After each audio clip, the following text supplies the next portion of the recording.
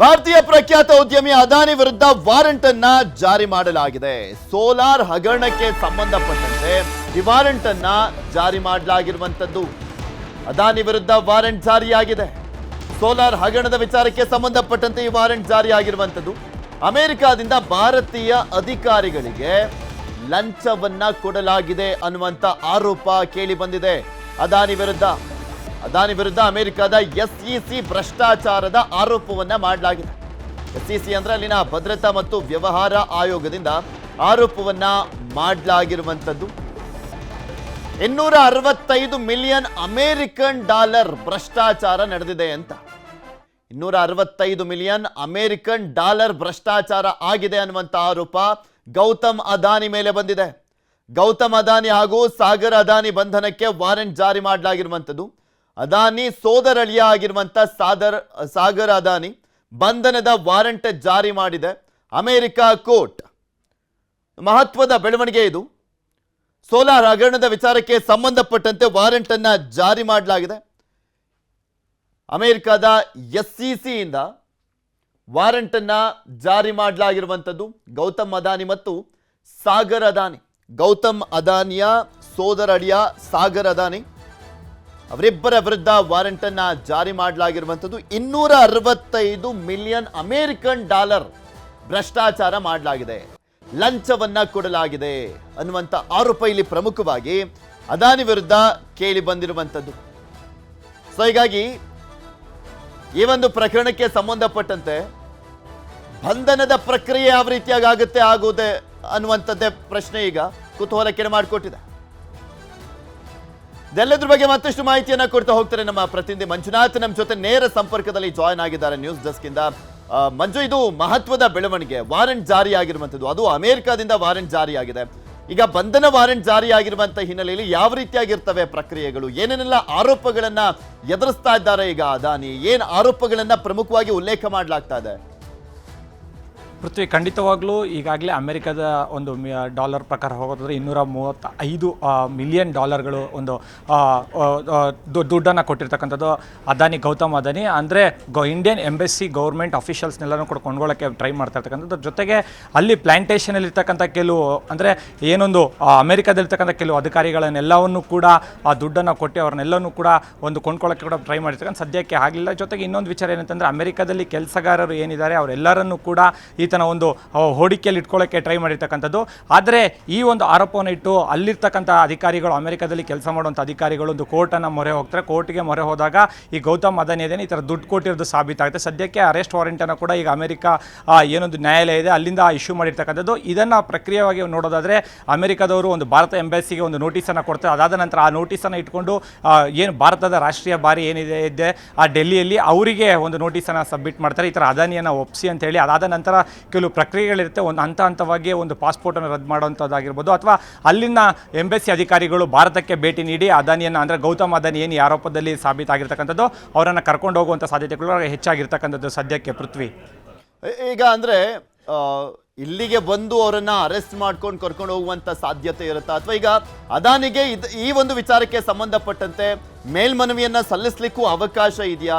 ಆ ಒಂದು ಪ್ರಕ್ರಿಯೆ ಬಗ್ಗೆ ನೋಡ್ತಾ ಹೋದಾದ್ರೆ, ಬಿಕಾಸ್ ಪ್ರಖ್ಯಾತ ಬಿಸ್ನೆಸ್ ಮ್ಯಾನ್ ಆಗಿರುವಂತ ಕಾರಣಕ್ಕೋಸ್ಕರ ದಿಢೀರಂತ ಅರೆಸ್ಟ್ ಮಾಡ್ಲಿಕ್ಕೂ ಸಾಕಷ್ಟು ರೀಸನ್ ಅನ್ನ ಕೊಡ್ಬೇಕಾಗುತ್ತೆ. ಹಾಗೆ ಭಾರತದ ಪರ್ಮಿಷನ್ ಬೇಕಾಗುತ್ತೆ ಇವರನ್ನ ಅರೆಸ್ಟ್ ಮಾಡಬೇಕು ಅಂದ್ರೆ.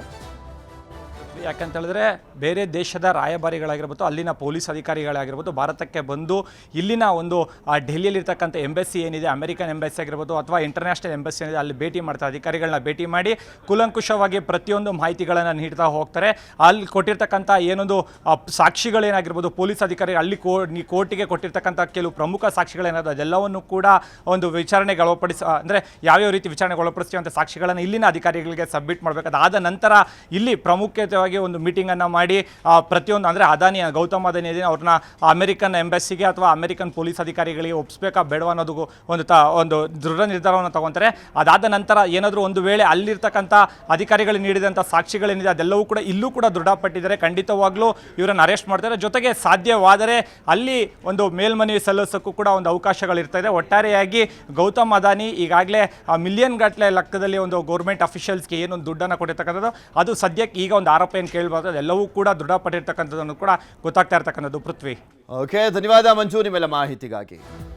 ಮುಂದಿನ ಸುದ್ದಿ ಹೋಗೋಣ. ಸಂಪುಟ ಪುನರ್ರಚನೆ ಬಹುತೇಕ ಸನ್ನಿಹಿತ ಆಗಿದೆಯಾ ಅನ್ನುವಂತ ಒಂದು ಪ್ರಶ್ನೆ ಇದ್ದಿದೆ. ಡಿಸೆಂಬರ್ನಲ್ಲೇ ಸಂಪುಟ ಪುನರ್ರಚನೆ ಫಿಕ್ಸ್ ಆಗುತ್ತಾ ಅಂತ. ಎಕ್ಸಾಕ್ಟ್ಲಿ 1.5 ವರ್ಷದ ಬಳಿಕ ಸಂಪುಟ ಪುನರ್ರಚನೆ ಮಾಡುವಂತ ನಿಟ್ಟಿನಲ್ಲಿ ಹೈಕಮಾಂಡ್ ಚಿಂತನೆ ಮಾಡಿದೆ ಅಂತ ಹೇಳಲಾಗ್ತಾ ಇದೆ. ಹೈಕಮಾಂಡ್ ಜೊತೆ ಸಿಎಂ ದೆಹಲಿಯಲ್ಲಿ ಚರ್ಚೆಯನ್ನ ಮಾಡಲಿದ್ದಾರೆ ಇದೇ ವಿಚಾರಕ್ಕೆ ಸಂಬಂಧಪಟ್ಟಂತೆ. ಹಾಗೆ ಇಲ್ಲಿ ಡಿಸೆಂಬರ್ರೇ ಫಿಕ್ಸ್ ಯಾಕೆ, ಡಿಸೆಂಬರ್ನಲ್ಲೇ ಆಗುವಂಥ ಚಾನ್ಸಸ್ ಯಾಕೆ ಅಂತ ನೋಡೋದಾದ್ರೆ ಅದಕ್ಕೂ ಒಂದು ಡೆಡ್ಲೈನ್ ಕಾಣಿಸ್ತಾ ಇದೆ. ಏನು ಡೆಡ್ಲೈನು ಅಂದರೆ ಲೋಕಾಯುಕ್ತ ತನಿಖೆಯ ರಿಪೋರ್ಟ್ ಆ ಸಂದರ್ಭದಲ್ಲಿ ಕೋರ್ಟ್ಗೆ ಹೋಗುತ್ತೆ. ಅದರಲ್ಲಿ ಸಿದ್ದರಾಮಯ್ಯನವರು ಅವರ ಹೆಸರು ಉಲ್ಲೇಖ ಆಗಿಲ್ಲ ಅಂದರೆ ಓಕೆ, ಬಚಾವಾದಂಗೆ. ಇಲ್ಲ ಅಂದರೆ ಅವರ ಹೆಸರು ಬಂದಂಥ ಸಂದರ್ಭದಲ್ಲಿ ಇದು ಕಾಂಗ್ರೆಸ್ಗೆ ಮುಜುಗರ, ಸಿದ್ದರಾಮಯ್ಯನವರಿಗೆ ದೊಡ್ಡ ಹಿನ್ನಡೆ. ಸೊ ಹೀಗಾಗಿ ಅಲ್ಲಿವರೆಗೂ ಕಾದು ನಂತರ ಸಂಪುಟ ಪುನರ್ರಚನೆ ಮಾಡುವಂಥದ್ರ ಬಗ್ಗೆ ನಿರ್ಧಾರವನ್ನ ಕೈಗೊಳ್ಳುವಂತ ಸಾಧ್ಯತೆ ಇದೆ. ಗ್ರೀನ್ ಸಿಗ್ನಲ್ ಸಿಕ್ಕರೆ ಡಿಸೆಂಬರ್ನಲ್ಲೇ, ಅಂದ್ರೆ ರಿಪೋರ್ಟ್ ಎಲ್ಲ ಸಲ್ಲಿಕೆ ಆದ ಬಳಿಕ ಡಿಸೆಂಬರ್ನಲ್ಲೇ ಸರ್ಜರಿ ಆಗಬಹುದು. ಇಲ್ಲವಾದಲ್ಲಿ ಬಜೆಟ್ ಅಧಿವೇಶನದ ಬಳಿಕ ಬದಲಾವಣೆ ಆಗುವಂತ ಸಾಧ್ಯತೆ ಇದೆ. ನ್ಯೂಸ್ 18ನಲ್ಲಿ ಎಕ್ಸ್ಕ್ಲೂಸಿವ್ ಆದಂತ ಡೀಟೇಲ್ಸ್ ಅನ್ನ ನಿಮ್ಮ ಮುಂದೆ ಇಡ್ತಾ ಇದೀವಿ. ಒಂದು ಇಲ್ಲಿ ಪ್ರಮುಖವಾಗಿ ಕಾದ್ ನೋಡ್ತಾ ಇರುವಂತದ್ದು ಸಂಪುಟ ಪುನರ್ರಚನೆಗೆ ಲೋಕಾಯುಕ್ತ ರಿಪೋರ್ಟ್.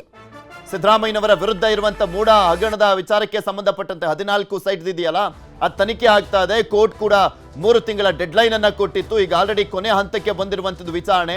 ಈ ಸಂದರ್ಭದಲ್ಲಿ ತನಿಖೆ ಎಲ್ಲವೂ ಕೂಡ ಮುಗಿದು ರಿಪೋರ್ಟ್ ಕಳಿಸಿದ ಬಳಿಕ ಸಿದ್ದರಾಮಯ್ಯನವರ ಹೆಸರು ಉಲ್ಲೇಖ ಆಗಿಲ್ಲ ಅಂದ್ರೆ ಬೀಸೋ ದೊಣ್ಣೆಯಿಂದ ತಪ್ಪಿಸ್ಕೊಂಡಂಗೆ ಸಿದ್ದರಾಮಯ್ಯನವರು. ಇಡೀ ಒಂದ್ ಕಡೆ ತನಿಖೆಯನ್ನ ಮಾಡ್ತಾ ಇದೆ, ಅದು ಸಪರೇಟು. ಆದ್ರೆ ಕೋರ್ಟ್ ಸೂಚನೆ ಪ್ರಕಾರ ಲೋಕಾಯುಕ್ತ ತನಿಖೆ ಮಾಡ್ತಾ ಇರುವಂತ ಹಿನ್ನೆಲೆಯಲ್ಲಿ ಅದು ಇಂಪಾರ್ಟೆಂಟ್ ಆಗುತ್ತೆ.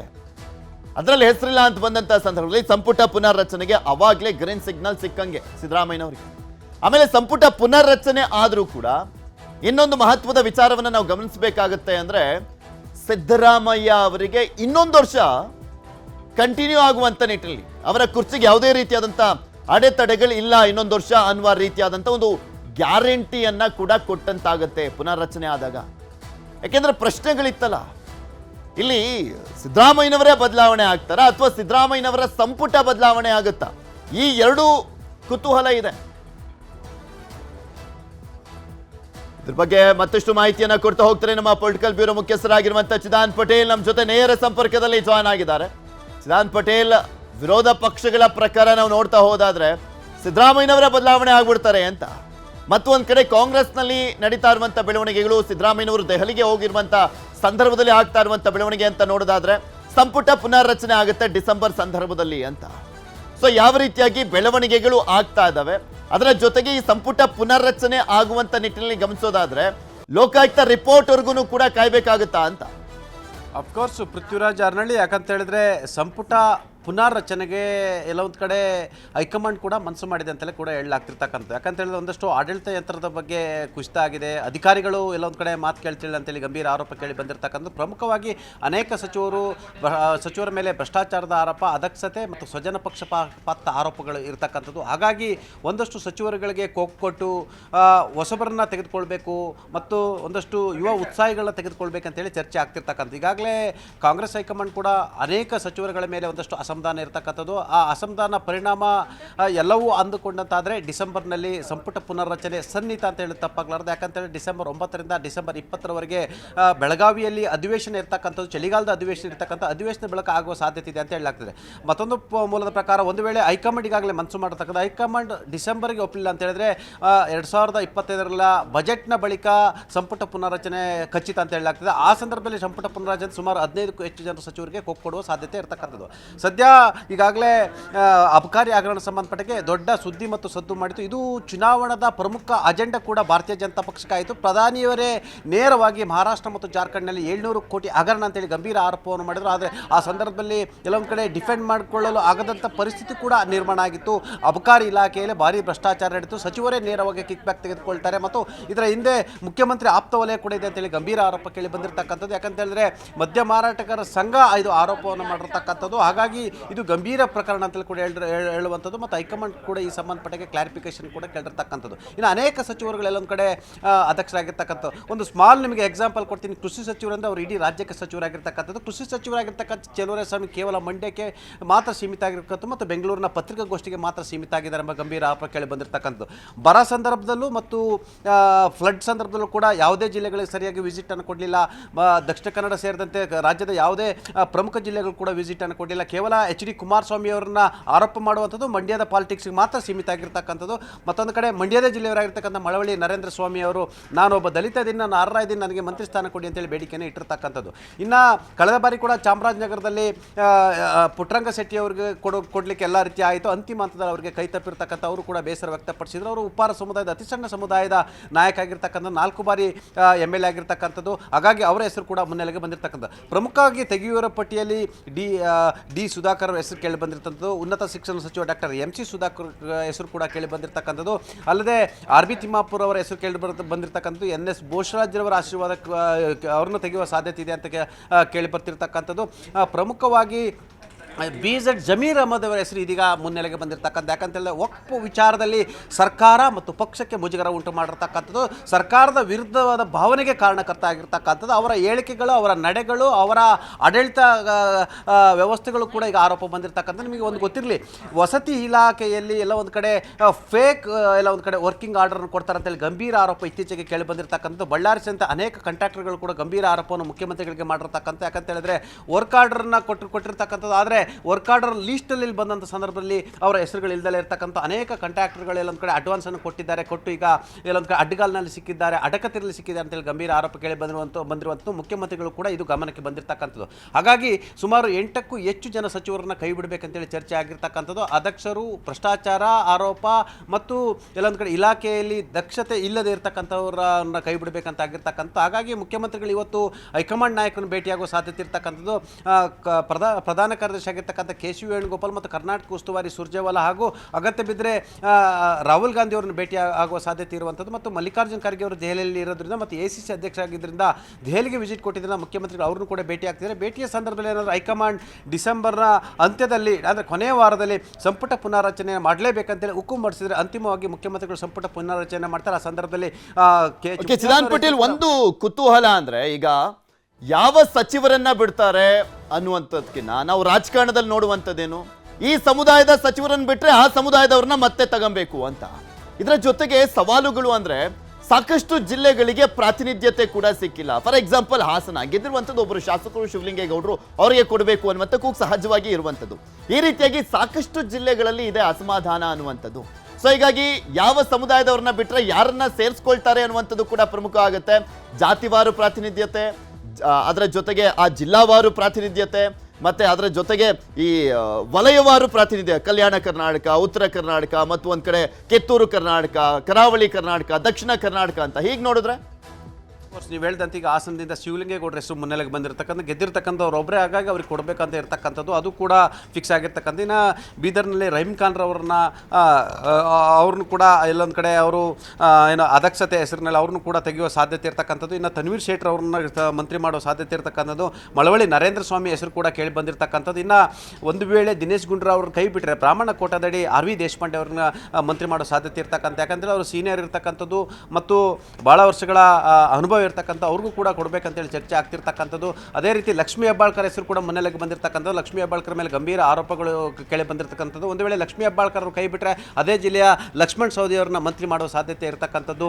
ಹೀಗೆ ಹಲವಾರು ಹೆಸರುಗಳು ಮುನ್ನೆಲೆಗೆ ಬಂದಿರತಕ್ಕಂಥದ್ದು. ಇನ್ನು ಒಂದು ವೇಳೆ ಮಧು ಬಂಗಾರಪ್ಪ ಅವ್ರನ್ನ ಕೈ ಬಿಟ್ಟರೆ ಮಧು ಬಂಗಾರಪ್ಪ ಜಾಗಕ್ಕೆ ಜಾತಿ ಸೇರಿದಂತೆ ಎಲ್ಲೊಂದು ಕಡೆ BK ಹರಿಪ್ರಸಾದ್ ಅವರನ್ನ ಸಂಪುಟಕ್ಕೆ ತೆಗೆದುಕೊಳ್ಳೋ ಸಾಧ್ಯತೆ ಇರ್ತಕ್ಕಂಥದ್ದು. ಎಲ್ಲೊಂದು ಕಡೆ ಮುನಿಸಿಕೊಂಡಿದ್ದಂಥ BK ಹರಿಪ್ರಸಾದ್ ಮತ್ತು ಮುಖ್ಯಮಂತ್ರಿಗಳ ಬಾಂಧವ್ಯ ಮತ್ತೆ ಈಗ ಚಿಗುರೊಡೆದಿರ್ತಕ್ಕಂಥದ್ದು. ಹಾಗಾಗಿ ಹರಿಪ್ರಸಾದ್ ಅವರಿಗೆ ಮತ್ತೆ ಮಂತ್ರಿ ಮಾಡುವ ಸಾಧ್ಯತೆ ಇರುವಂಥದ್ದು.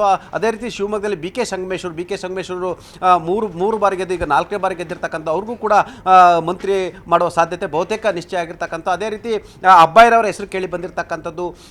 ಅಬ್ಬಾಯಿ ಅವರು ಕೂಡ ತಳ ಸಮುದಾಯದವರ ಕಾರಣಕ್ಕಾಗಿ ಅಬ್ಬಾಯಿರವರ ಹೆಸರು ಕೂಡ ಕೇಳಿ ಬಂದಿರತಕ್ಕಂಥದ್ದು ಮತ್ತು ರುದ್ರಪ್ಪ ಲಮಾಣಿಯವರ ಹೆಸರು ಕೂಡ ಕೇಳಿ ಬಂದಿರತಕ್ಕಂಥದ್ದು.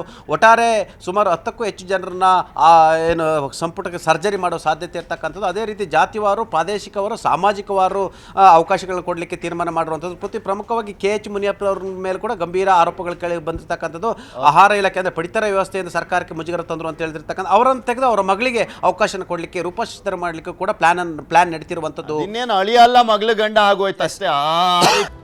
ಸರ್ಕಾರಿ ಆಸ್ಪತ್ರೆಗಳಲ್ಲಿ ಬೆಲೆ ಏರಿಕೆಯ ಶಾಕ್ ಕೊಡ್ಲಾಗ್ತಾ ಇದೆ. ಸರ್ಕಾರಿ ಆಸ್ಪತ್ರೆಗಳಲ್ಲಿ ಚಿಕಿತ್ಸೆ ದುಬಾರಿ ಆಗುತ್ತಂತೆ. ಶೀಘ್ರವೇ ಆಸ್ಪತ್ರೆಗಳಲ್ಲಿ ಪರಿಷ್ಕರಣೆಯ ದರವನ್ನ ಫಿಕ್ಸ್ ಮಾಡಲಾಗ್ತಾ ಇದೆ. ಪರಿಷ್ಕರಣೆ ಮಾಡಿ ದರ ಫಿಕ್ಸ್ ಮಾಡ್ತಾ ಇದ್ದಾರೆ. ಸರ್ಕಾರಿ ಆಸ್ಪತ್ರೆಗಳಲ್ಲಿ 15% 20% ಅಷ್ಟು ಏರಿಕೆ ಆಗುವಂತ ಸಾಧ್ಯತೆ. ಪ್ರಾಥಮಿಕ ಆರೋಗ್ಯ ಕೇಂದ್ರಗಳ ಚಿಕಿತ್ಸಾ ದರ ಪರಿಷ್ಕರಣೆ ಮಾಡಲಾಗ್ತಾ ಇದೆ. ಚಿಕಿತ್ಸಾ ದರ ಪರಿಷ್ಕರಣೆಗೆ ಸರ್ಕಾರ ಕೂಡ ಗ್ರೀನ್ ಸಿಗ್ನಲ್ ಅನ್ನ ಕೊಟ್ಟಿದೆ. 15% 20% ಅಷ್ಟು ಚಿಕಿತ್ಸಾ ದರ ಜಾಸ್ತಿ ಆಗತ್ತೆ. ಈಗ ಎಷ್ಟಿತ್ತು ಅದಕ್ಕಿನ್ನ ಇನ್ನೊಂದು 20% ಜಾಸ್ತಿ ಮಾಡಲಾಗುತ್ತೆ. ಅದ್ರ ಬಗ್ಗೆ ಸರ್ಕಾರನೂ ಕೂಡ ಈಗ ಆಲ್ರೆಡಿ ಗ್ರೀನ್ ಸಿಗ್ನಲ್ನ ಕೊಟ್ಟಿದೆ ಅಂತ ಹೇಳಲಾಗ್ತಾ ಇದೆ. ಆಸ್ಪತ್ರೆಗೆ ಹೋಗುವಂಥ ದುಡ್ಡು ಗೌರ್ಮೆಂಟಿಗೆ ಬರಲ್ಲ. ಅದರಲ್ಲಿ ಎಷ್ಟೋ ವರ್ಷಗಳಿಂದ ಇದ್ದಿದ್ದನ್ನು 10 ರೂಪಾಯಿ ಇರೋದನ್ನು 20 ರೂಪಾಯಿ ಮಾಡಿದ್ದಾರೆ. ಕೆಲವು ಕಡೆ 30 ರೂಪಾಯಿ ಇರೋದನ್ನು 40 ರೂಪಾಯಿ ಮಾಡಿದ್ದಾರೆ. ಅಷ್ಟೇ ಇರೋದೇ ಹೊರತು ಅದೇನು ದೊಡ್ಡ ವಿಚಾರ ಅಲ್ಲ. ಎಲ್ಲ ಸರ್ಕಾರ ವೈದ್ಯಕೀಯ ಆಸ್ಪತ್ರೆ ಅವರು ಕೆಲವು ಸ್ವಲ್ಪ ಮಾಡಿದ್ದಾರೆ. ಮತ್ತು ಇದೆಲ್ಲ ARS ಕಮಿಟಿಲಿ ತೀರ್ಮಾನ ಮಾಡ್ತಾರೆ. ಸ್ವಲ್ಪ ನಾವು ನಮ್ಮ ಆಸ್ಪತ್ರೆಗೆ ಆದಾಯ ಹೆಚ್ಚು ಮಾಡ್ಕೊಳ್ಬೇಕು ಅಂತ ಮಾಡ್ತಾರೆ. ARS ಕಮಿಟಿಗೆ ಇದ್ರ ಬಗ್ಗೆ ಇನ್ನಷ್ಟು ಮಾಹಿತಿಯನ್ನು ಕೊಡ್ತಾ ಹೋಗ್ತಾರೆ ನಮ್ಮ ಪ್ರತಿನಿಧಿ ಹಂಸ. ನಮ್ಮ ಜೊತೆ ನೇರ ಸಂಪರ್ಕದಲ್ಲಿ ಜಾಯ್ನ್ ಆಗಿದ್ದಾರೆ. ಹಂಸ, 15% 20% ಜಾಸ್ತಿ ಅನ್ನುವಂಥದ್ರ ಬಗ್ಗೆ ಹೇಳಲಾಗ್ತಾ ಇದೆಯಲ್ಲ. ಈಗ 10 ರೂಪಾಯಿ ಇದ್ದಿದ್ದು 20 ರೂಪಾಯಿ, 25 ರೂಪಾಯಿ ಇದ್ದಿದ್ದು 50 ರೂಪಾಯಿ. ಓಕೆ, ಅದೇನು ದೊಡ್ಡ ಮಟ್ಟದ ಹೊರೆ ಅಂತ ನಾವು ನೋಡ್ಲಿಕ್ಕೆ ಆಗೋದಿಲ್ಲ. ಆದ್ರೆ ಈಗ ಚಿಕಿತ್ಸಾ ವೆಚ್ಚ ಅಂತ ಬಂದಂತ ಸಂದರ್ಭದಲ್ಲಿ ಈಗ ಆಪರೇಷನ್ ಅಥವಾ ಬೇರೆ ಬೇರೆ ಇರುತ್ತಲ್ಲ, ಆ ಟ್ರೀಟ್ಮೆಂಟ್ಗಳಿಗೂ ಕೂಡ ಜಾಸ್ತಿ ಮಾಡಲಾಗ್ತಾ ಇದೆಯಾ ಹೇಗೆ ಅಂತ? ಹೌದು ಪೃಥ್ವಿ, ಈಗಾಗಲೇ ಏನು ವೈದ್ಯಕೀಯ ಶಿಕ್ಷಣ ಇಲಾಖೆ ಅಂಡರ್ ಅಲ್ಲಿ ಬರುವಂತಹ ಎಲ್ಲಾ ಆಸ್ಪತ್ರೆಗಳಲ್ಲೂ ಕೂಡ ಆ ಒಂದು OPD ಸ್ಲಿಪ್ ಇಂದ ಹಿಡಿದು ವಾರ್ಡ್ಗಳಿರಬಹುದು, ICU, ಹಾಗೇನೆ ಒಂದು ಸರ್ಜರಿ, ಏನೆಲ್ಲ ಬೇರೆ ಬೇರೆ ಚಿಕಿತ್ಸಾ ವೆಚ್ಚ ಇದೆ ಅದೆಲ್ಲವನ್ನು ಕೂಡ ಈಗ ಹೆಚ್ಚಳ ಮಾಡಿರುವಂತದ್ದು. ಇದು ನಿಜಕ್ಕೂ ಒಂದು ರೋಗಿಗಳಿಗೆ ಒಂದು ಸಮಸ್ಯೆಯನ್ನ ತಂದೊಡ್ಡಿರುವಂತದ್ದು. ಇದರ ಜೊತೆಗೆ ಏನು ಈಗ ಮೊನ್ನೆಯಷ್ಟೇ ಒಂದು ಮೆಡಿಕಲ್ ಕಾಲೇಜಿನ ಆಸ್ಪತ್ರೆಗಳಲ್ಲಿ ಹೆಚ್ಚಳ ಮಾಡಿದ್ರು. ಈಗ ಒಂದು ಜನರಲ್ ಆಸ್ಪತ್ರೆಗಳಲ್ಲಿ ಹಾಗೂ PH ಸೆಂಟರ್ಗಳಲ್ಲೂ ಕೂಡ ಮಾಡುವಂತಹ ಎಲ್ಲ ಒಂದು ಪ್ಲಾನ್ ರೂಪುರೇಷೆ ಕೂಡ ರೆಡಿ ಆಗಿದೆ. ಇನ್ನು ಕೆಲವೇ ದಿನಗಳಲ್ಲಿ ಒಂದು ಅಪ್ರೂವಲ್ ಬಂದ ತಕ್ಷಣ ಇದರ ಒಂದು ರೇಟ್ ಕೂಡ ಹೈಕ್ ಆಗುತ್ತೆ. ಇದರಿಂದ ನೇರವಾಗಿ ಒಂದು ಎಫೆಕ್ಟ್ ಆಗ್ತಿರುವಂತದ್ದು ಆ ಬಡ ರೋಗಿಗಳಿಗೆ. ಯಾಕೆಂತ ಹೇಳಿದ್ರೆ ಸರ್ಕಾರಿ ಆಸ್ಪತ್ರೆಗಳಿಗೆ ಎಲ್ಲರೂ ಕೂಡ ಬರುವಂತದ್ದು ನಮಗೆ ಉಚಿತ ಚಿಕಿತ್ಸೆ ಸಿಗುತ್ತೆ, ಜೊತೆಗೆ ಏನು ಕಡಿಮೆ ದರದಲ್ಲಿ ನಮಗೆ ಬೇಕಾದಂತಹ ಒಂದು ಸೇವೆಗಳನ್ನ ಪಡಿಬಹುದು ಅಂತ. ಆದ್ರೆ ಈಗ 15% 20% ಅಷ್ಟು ರೇಟ್ ಹೆಚ್ಚಳದ ಹಿನ್ನೆಲೆಯಲ್ಲಿ ಈಗ ರೋಗಿಗಳೆಲ್ಲರೂ ಕೂಡ ಹೇಳ್ತಿರುವಂತದ್ದು ನಾವು ಫ್ರೀ ಸಿಗುತ್ತೆ ಅನ್ನುವಂತಹ ನಿಟ್ಟಿನಲ್ಲಿ ಇಲ್ಲಿ ಬರ್ತೀವಿ. ಈಗ ಸರ್ಕಾರ ಏಕಾಏಕಿ ಈ ರೀತಿ ಒಂದು ರೇಟ್ ನ ದರವನ್ನ ಪರಿಷ್ಕರಣೆ ಮಾಡಿ ಹೆಚ್ಚಳ ಮಾಡಿದ್ರೆ ನಮಗೆ ತುಂಬಾನೇ ಸಮಸ್ಯೆಯಾಗುತ್ತೆ. ಪ್ರೈವೇಟ್ಗೆ ಹೋಗಬಾರ್ದು ಅಂತಾನೆ ಇಲ್ಲಿಗೆ ಬರ್ತೀವಿ, ಆದ್ರೆ ಇಲ್ಲೂ ಕೂಡ ಇದೇ ರೀತಿ ಹೆಚ್ಚು ಹಣವನ್ನ ಪಡೆದ್ರೆ ಹೇಗೆ ಅಂತ ಈಗಾಗಲೇ ಏನು KC ಜನರಲ್, ವಿಕ್ಟೋರಿಯಾ ಸೇರಿದಂತೆ ಅನೇಕ ಸರ್ಕಾರಿ ಆಸ್ಪತ್ರೆಗಳಲ್ಲಿ ಸ್ಕ್ಯಾನಿಂಗ್ಗೆ ಇರಬಹುದು ಅಥವಾ ಬೇರೆ ಬೇರೆ ಒಂದು ಎಕ್ಸ್ರೇಗೆ, ಬ್ಲಡ್ ಟೆಸ್ಟ್ಗೆ ಎಲ್ಲದಕ್ಕೂ ಕೂಡ ಒಂದು ದರವನ್ನ ಈಗಾಗಲೇ ಒಂದು ಪರಿಷ್ಕೃತ ದರವನ್ನ ಜಾರಿ ಮಾಡೇ ಆಗಿದೆ. ಹೀಗಾಗಿಯೇ ಇಲ್ಲಿ ಬರುವಂತವರಿಗೆ ಮೊದಲೇನೂ ಕೂಡ ಗೊತ್ತಿಲ್ಲ ಇಲ್ಲಿ ರೇಟ್ ಹೆಚ್ಚಳ ಆಗಿದೆ ಅಂತ. ಅವ್ರಿಗೆ ಅದಕ್ಕೆ ಬೇಕಾದಂತಹ ಒಂದು ಚಿಕಿತ್ಸೆಗೆ ಬೇಕಾದಂತಹ ಒಂದು ಹಣವನ್ನ ತರ್ತಿದ್ದಾರೆ. ಆದ್ರೆ ಇಲ್ಲಿ ಒಂದು ಹಣವನ್ನ ಹೆಚ್ಚಾಗಿ ಕೇಳಿದಂತಹ ಸಂದರ್ಭದಲ್ಲಿ ಅವರಿಗೆ ಒಂದು ಸಮಸ್ಯೆ ಆಗ್ತಿದೆ. ಇಲ್ಲಿ ಬಂದಂತಹ ಸಂದರ್ಭದಲ್ಲಿ ಮಾತ್ರ ಅವರಿಗೆ ಒಂದು ರೇಟ್ ದರ ಹೆಚ್ಚಳವಾಗಿದೆ ಅನ್ನುವಂತಹ ಮಾಹಿತಿ ಸಿಕ್ಕಿದೆ. ಹೀಗಾಗಿ ಸರ್ಕಾರ ಯಾಕೆ ಈ ರೀತಿ ಮಾಡ್ತಿದೆ, ಈಗ ಪರಿಷ್ಕರಣೆ ಮಾಡಿರುವಂತಹ ದರವನ್ನ ಒಂದು ಏನಿದೆ ಹಿಂದಿನ ದರಕ್ಕೆ ನೀವು ತೆಗೆದುಕೊಂಡು ಹೋಗಿ ಅನ್ನುವಂತಹ ಒಂದು ರಿಕ್ವೆಸ್ಟ್ ಅನ್ನು ಕೂಡ ಈಗಾಗಲೇ ಮಾಡ್ತಿರುವಂತದ್ದು. ಪೃಥ್ವಿ, ಓಕೆ, ಧನ್ಯವಾದ ಹಂಸ ನಿಮ್ಮೆಲ್ಲ ಮಾಹಿತಿ.